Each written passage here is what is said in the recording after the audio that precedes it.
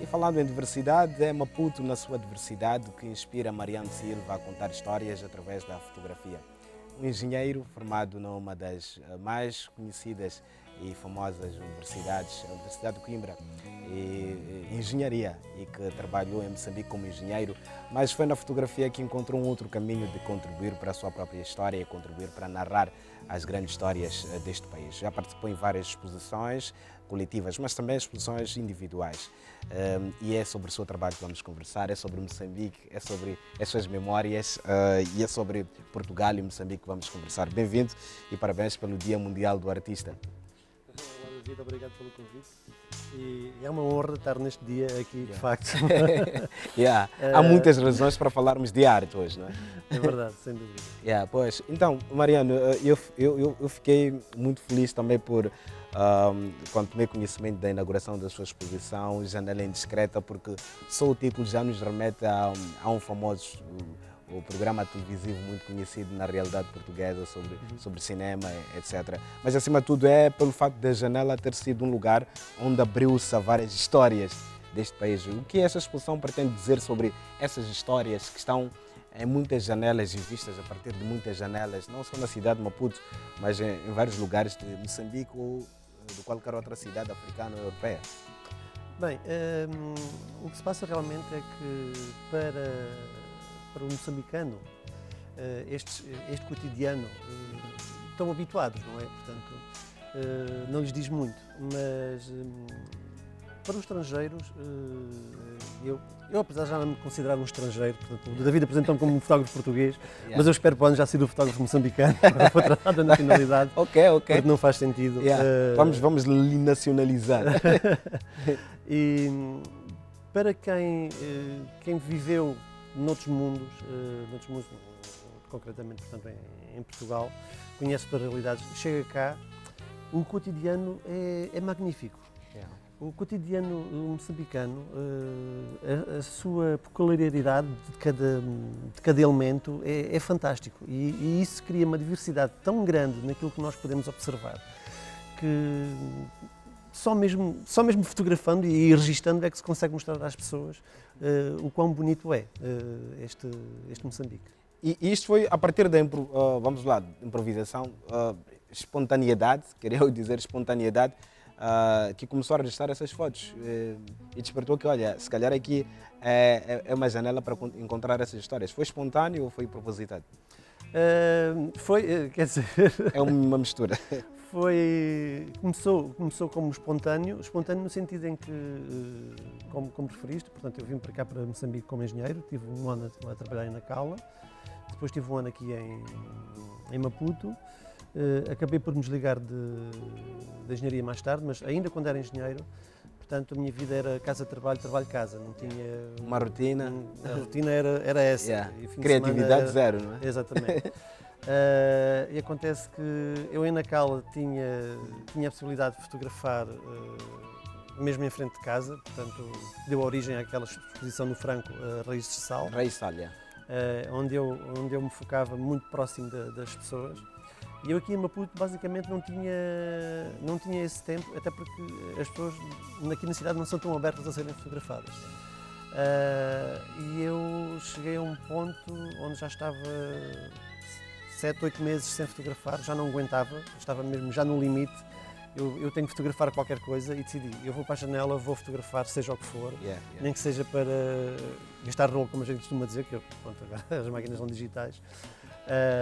Mas é curioso que logo nos primeiros cliques eu comecei a ver, uau, isto... Muitas histórias, não é?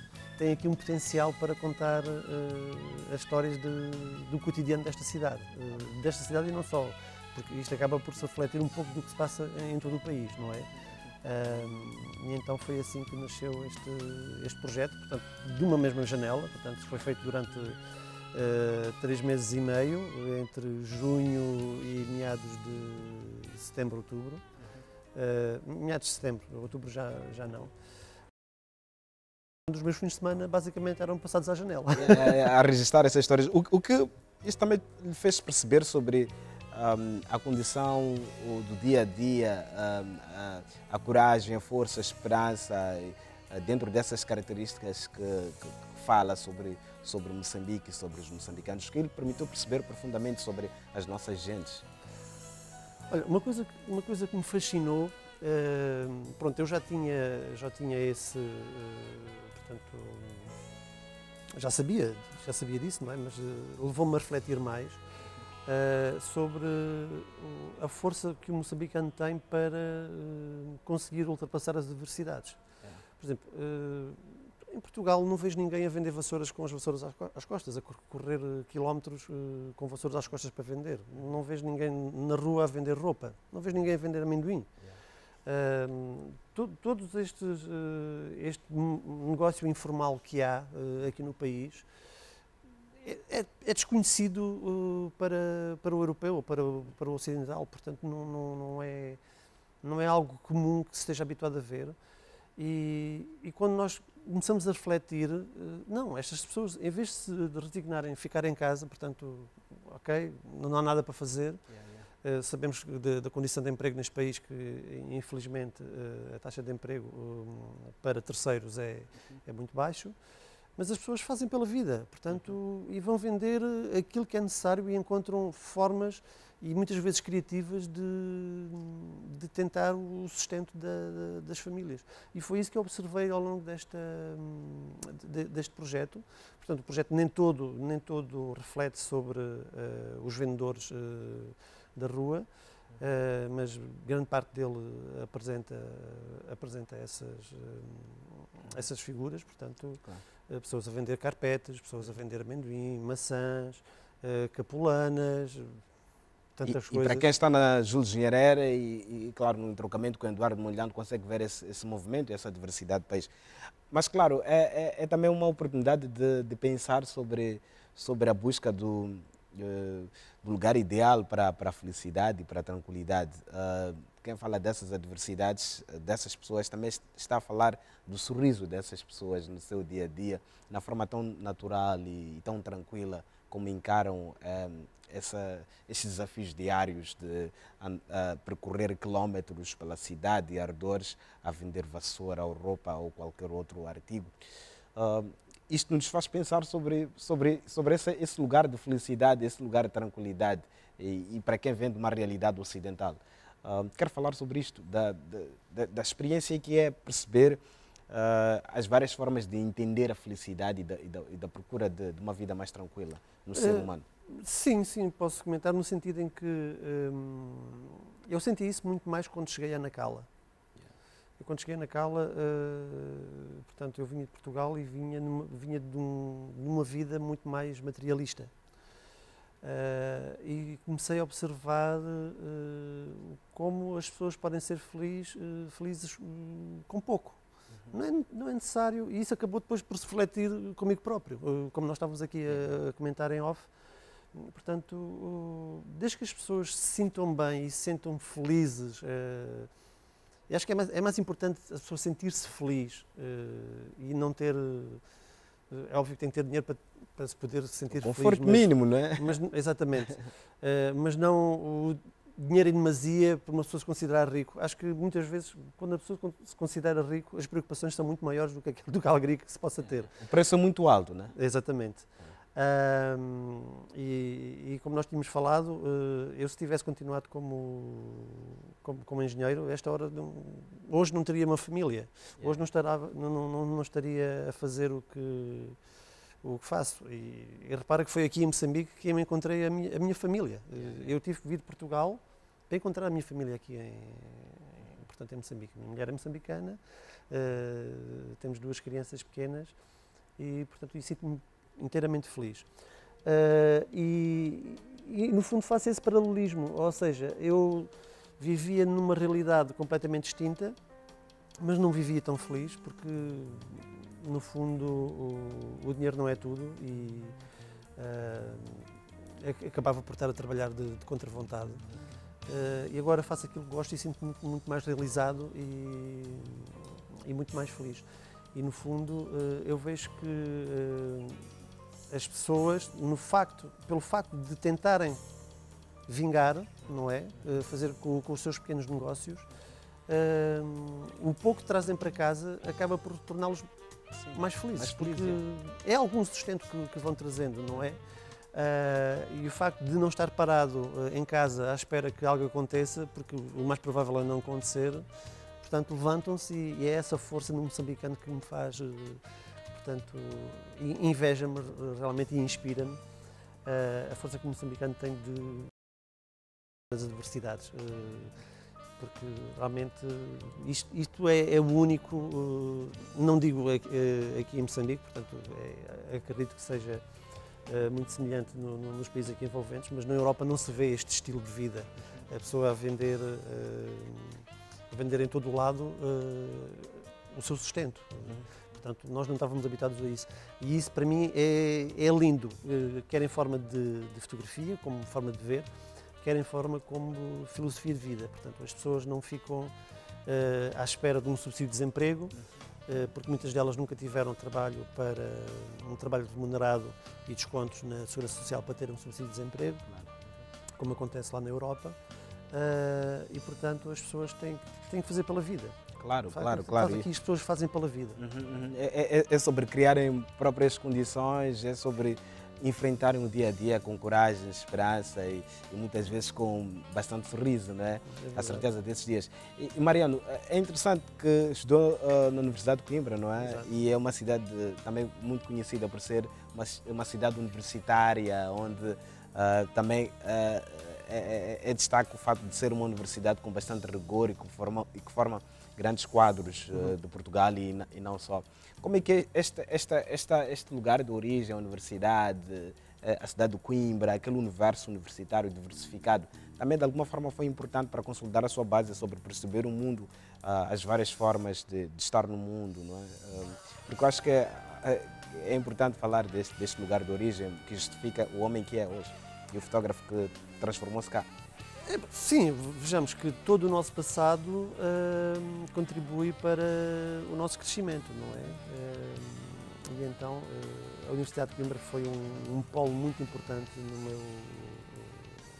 na minha evolução como pessoa, não só a nível académico e intelectual, mas permitiu-me conhecer muita gente e portanto, e mesmo conhecer diferentes pessoas dos PALOP. Portanto, eu tinha um colega meu que era da Guiné, e ele falava-me das praias, das lindas praias que tinha na casa, na terra dele, e eu ficava maravilhado. A criar imagens, não é? Será que um dia vou conseguir visitar a África para conhecer, portanto, aquilo que ele me falava? E de facto, pronto, dá algum conforto ter estudado lá, porque é uma universidade muito conceituada e pronto, contribuiu, de certa forma, para a minha carreira profissional durante uns anos. Pronto, agora já não. Outros caminhos agora. Já segui outros caminhos, mas foi importante, foi muito importante ter passado por lá. Mas é a fotografia e é a preto e branco, janela indiscreta. Porque a preto e branco há um valor muito especial para sintetizar a história, para realçar no sentido da história, quero dizer. Sim, o preto e branco, como eu já tenho tido a oportunidade de falar com muita gente que me pergunta o porquê do preto e branco, inclusive as raízes de sal também foi, portanto, preto e branco. Eu, na minha opinião, não quero dizer que esteja certa, portanto, é a minha opinião, não é? Vale o que vale. Na minha opinião, o preto e branco passa melhor a mensagem. Ou seja, porque a pessoa acaba por olhar para efetivamente o que aquilo é, o que é que está ali, o que é que se quer transparecer com aquela imagem. Quando envolve a cor, pode haver cores no quadro que são mais atrativas e acabam por distrair do ponto da mensagem, focal da mensagem da fotografia. Há muitos fatores de distração. É óbvio que há exceções. Vejamos aquela fotografia que ganhou o World Press Photo há 2 anos, daquele... Aqui no Tunduro, não é? Sim, que estava lá, portanto, por causa, foi na Colômbia ou foi na Venezuela, portanto, aquela imagem em que estava um manifestante a correr com fogo Não é? Portanto, essa fotografia a preto e branco não teria o mesmo impacto se fosse a cores, portanto. Digamos que cada fotografia tem a sua natureza. Ou cada narrativa, não é? Ou cada Exatamente. narrativa. Para esta narrativa, o preto e branco foi importante, indispensável. Não é? Sim. Não tanto pela... neste caso, eu posso dizer que foi mais no sentido artístico, porque gosto muito do preto e branco, que traz subjacente essa questão da mensagem ser mais, acho que é mais explícita, não é? Porque a cor, em determinados contextos, pode distrair daquilo que a gente quer transmitir. E é uma expressão carregada de uma dose poética muito grande. Aliás, Mbate Pedro, um poeta moçambicano, está envolvido neste seu projeto. Como é que isto também realça a pertinência dessa exposição do ponto de vista artístico e da contribuição da mesma para vários valores humanistas? Sim, o texto do Mbate Pedro, portanto, é um texto fantástico. Bastante profundo, não é? Bastante profundo, é verdade. Eu gostei muito. E, portanto, quando se lê o texto, começa-se a pensar realmente naquelas encruzilhadas, onde é que aquelas pessoas vão, de onde é que vêm, o que é que fazem. Portanto, é os caminhos da vida, não é? Portanto, foi muito importante aquele texto estar ali naquela exposição, porque dá uma dimensão poética, como tu disseste, muito grande à exposição. Aliás, Mariano tem trabalhado com autores da literatura de forma permanente. A exposição que foi o motivo da nossa conversa no Franco com José dos Remédios, que escreveu um texto também belíssimo, acaba por ser também este espaço importante para perceber profundamente o seu trabalho. Como é que os autores também lhe permitem ampliar a sua percepção sobre a missão da fotografia? Eu vejo que, por exemplo, aquilo que o José dos Remédios escreveu e agora o Mbate Pedro escreveu, muitas das vezes que eu tenho as fotografias e penso, ok, são fotografias, eu quero transmitir isto. Mas depois, quando nós começamos a ler o que as pessoas escrevem com base naquilo que viram, começamos a pensar, bem, se calhar a minha mensagem é muito mais profunda do que daquilo que eu realmente penso. É tipo o síndrome do impostor, não é? O síndrome do impostor acha que nunca vale tanto como aquilo que realmente as outras pessoas pensam que vale. E então, às vezes é isso que eu penso. Se calhar, realmente, estas fotografias têm uma carga poética muito grande que inspirou estas pessoas a fazerem estes textos magníficos sobre a fotografia. Portanto, é porque realmente está ali alguma coisa que lhes transportou para esse fim, não é? Para esse texto final. E, portanto, no fundo, fico surpreendido com aquilo que...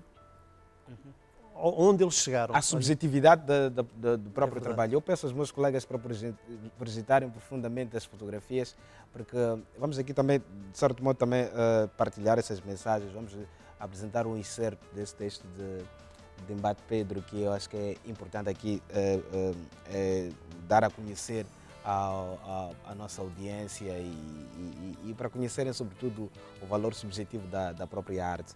E através desta exposição também há uma sensação muito clara sobre essas histórias dessas pessoas. Mas eu quero destacar aqui a mensagem de Mbate Pedro, uma parte dessa mensagem, e passo aqui a citar. Mariano lembra-nos, através das suas belíssimas representações, que a fotografia é também a descrição dos caminhos que percorremos e tropeçamos, e levantamo-nos para voltarmos a percorrê-los.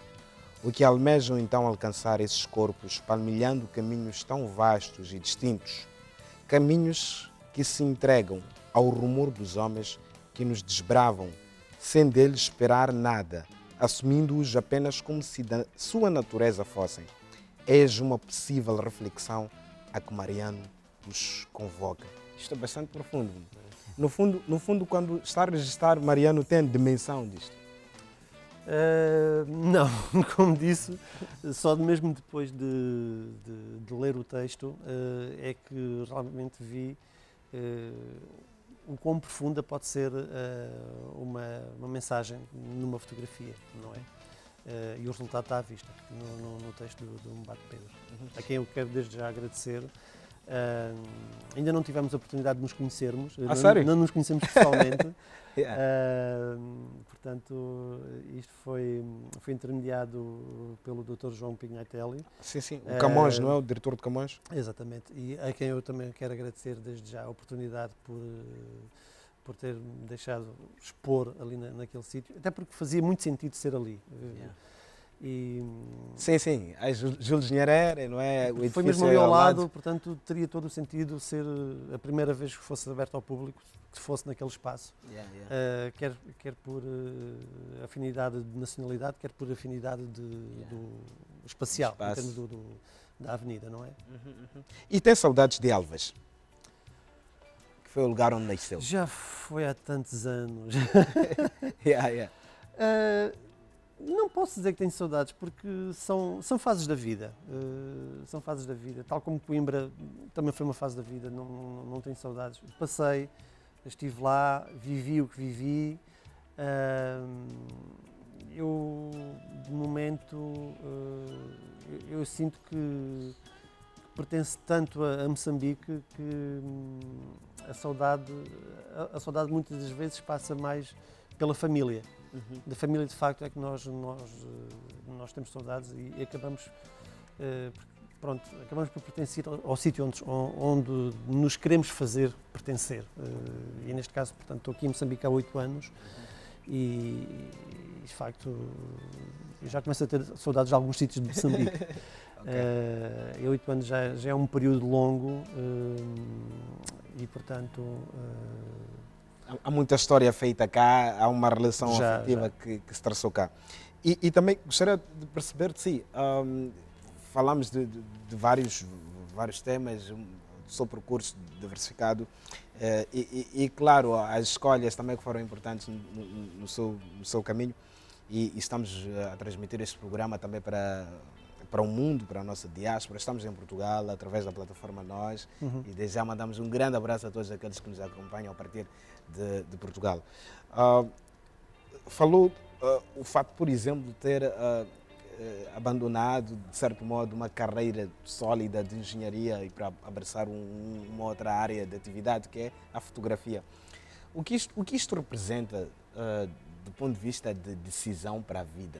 Deixar a engenharia com créditos firmados, trabalhava para uma grande firma que funcionou aqui em Moçambique, trabalhava para uma grande firma, provavelmente com uma vida mais acomodada do ponto de vista material, mas com uma decisão, o que isto representa? Bem, representa nós sentirmos-nos realizados. É isso que representa. Portanto, eu, como disse há pouco, eu de facto tinha uma boa carreira de engenheiro, as pessoas reconheciam-me, portanto, algum mérito, mas eu basicamente não gostava daquilo que fazia, tão simples como isso. E sinto-me orgulhoso no sentido em que, no momento de adversidade, ou seja, eu acabei por ficar desempregado dessa firma e, de facto, cansei-me de ter uma vida em que não me proporcionava aquilo que eu queria. Quer se queira, quer não, a vida de 90% dos engenheiros civis é uma vida de saltimbanco. Hoje estás aqui, amanhã estás ali, hoje estás neste país, amanhã estás noutro. E quando és preciso, és muito bem-vindo, quando não és preciso, palmadinha nas costas e vai-te embora. Eu cansei-me disso e eu queria estabilidade na minha vida, eu queria ter uma família e portanto, consegui libertar-me da engenharia e passar para a fotografia, que me tem permitido, felizmente, concretizar estes 2 grandes sonhos. Quero ter a minha família e filhos, a quem eu desde já agradeço pelo apoio que me dão, especialmente à minha mulher, porque nunca me desincentivou, nunca me disse, deixa lá isso porque isto não dá, vai lá trabalhar para a engenharia civil outra vez. Nunca me disse isso, portanto, sempre me apoiou. Tu consegues, as pessoas gostam do teu trabalho, continua. E aos meus filhos, que eu adoro, portanto. E o sonho que consegui fazer foi, portanto, viver da fotografia, não é? Viver, mais do que viver da fotografia, é viver, ou seja, passando isto para outras pessoas, viver de algo que se gosta de fazer, não é? Ter a oportunidade de conseguir viver em que o seu dia-a-dia seja com alegria, de gostar daquilo que se faz, não é? Isso é muito importante para nós nos sentirmos bem e a partir do momento em que nós nos sentimos bem, conseguimos passar essa tranquilidade para a família e para quem anda em nosso redor. Sobre isto, por exemplo, o seu conceito de qualidade de vida acha que mudou? Sem dúvida. Conceito. Sem dúvida. Qual é o seu conceito de qualidade de vida? O que é qualidade de vida no seu conceito? O meu qualidade de vida hoje em dia, basicamente, é ter um teto humilde. Não é um teto rico, é um teto humilde. Basta-me um teto humilde e poder abraçar a minha mulher e os meus filhos todos os dias. Isso, e vê-los crescer, isso é que é mais importante. Porque eu, se continuasse como engenheiro, não tinha essa oportunidade aliás, não teria família, acredito que não teria família neste momento. Porque é quase incompatível. Claro. E claro, destacamos aqui várias realizações no seu percurso como fotógrafo, porque é uma carreira que também vai se consolidando. Várias exposições, Deus nos acude, na Galeria Nkulungwana, que é Maputo, África e suas gentes, que foi em Portugal, mas também uma exposição interessante em Setúbal, não é? Finisterra, não é? Arabita Film Art and Tourism Festival, mas também destacamos os Reis do Sal, que é esta exposição que foi motivo da nossa conversa em 2019, mas também a sua participação com religiões e crenças, o World Press Photo, que é também uma realização muito importante. São várias exposições e que permitem este contacto com os profissionais da área. Como é que esta presença nesses lugares também tem sido importante para encarar outros caminhos do ponto de vista técnico, do ponto de vista de abordagem, novas linguagens que sempre vão nos sugerindo novos caminhos para o universo da fotografia? Sim, estes espaços são muito importantes, principalmente as exposições coletivas e os concursos, em que nós vemos a fotografia com outros olhos, ou seja, o trabalho de fotógrafo é muito individual. Nós temos aquele tipo de registro, não é, que gostamos de fazer e que muitas vezes somos conhecidos por esse tipo de registro, e depois temos a oportunidade de ver o trabalho de outras pessoas super interessante e que nos inspira, muitas vezes nos inspira. Se calhar poderia tentar fazer algo semelhante a isto, ou reinventar o nosso estilo de fotografia com base em estilos de outros fotógrafos. Portanto, é muito importante conviver com outras realidades, neste caso com outros fotógrafos, com outras formas de fotografar, outras formas de abordar a mensagem que quer transmitir. E isso é fundamental para o nosso crescimento. E claro, o registro fotográfico para uma componente corporativa que é muito importante para quem pensa fotografia como um mercado para vender e etc. E a outra vertente, a vertente artística criativa. Há um conflito aqui de abordagens, de tratamento de influências para quem trabalha a tempo inteiro como fotógrafo corporativo, um fotógrafo de performance, de arte. São mundos completamente distintos, não é? Quem trabalha exclusivamente pela arte, portanto, tem uma abordagem completamente distinta. Portanto, a forma como olha, a forma como pensa sobre fotografias, são fotografias pensadas, muito trabalhadas. A fotografia corporativa, no fundo, é uma fotografia mais de registar o momento de uma empresa, registar o momento de um evento. Portanto, digamos assim, é óbvio que o fotógrafo pode lhe dar a sua componente artística no sentido de composição, portanto, luz e isso tudo, mas acaba por não ser uma expressão de arte, não é? E então, Por isso é que eu digo que eu não sou artista, eu sou fotógrafo, porque a grande parte, a maior parte, aliás, se não praticamente toda, o meu incómodo que vem da fotografia vem da parte corporativa, não é? No meu caso, não é fazer uma exposição por ano que se consegue ter algum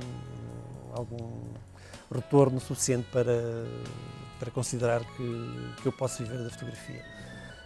Por isso é que eu não me considero propriamente um artista, gostava de ser, gostava de poder que a minha vida fosse dedicada a fazer fotografia inteiramente de uma forma artística, mas ainda não é possível. É um sonho que gostava de atingir, vejamos. Nunca é tarde, o melhor está por vir, não é? O melhor está por vir. Estamos a terminar a nossa conversa, mais uma vez obrigado pela presença e a terminar, a quem dedica esta exposição, Janela Indiscreta? Olha, eu dedico, para além da minha família, que é o óbvio, mas eu dedico a todos os moçambicanos que lutam diariamente para sobreviver, para trazer conforto à família. No fundo é isto, muitas daquelas fotografias que estão naquela exposição falam sobre isso, da luta diária que é sair de casa, percorrer quilómetros para ir vender alguma coisinha e trazer alguma coisinha, algum conforto, por pequeno que seja, para as barrigas do agregado familiar. Portanto, de facto, eu dedico esta exposição aos moçambicanos que lutam diariamente para fazer o conforto da sua família. Muito obrigado, Mariano, e obrigado por contar essa história e obrigado eu pelo partilhar convite. este universo com todos. Um abraço, até já. Tá, obrigado.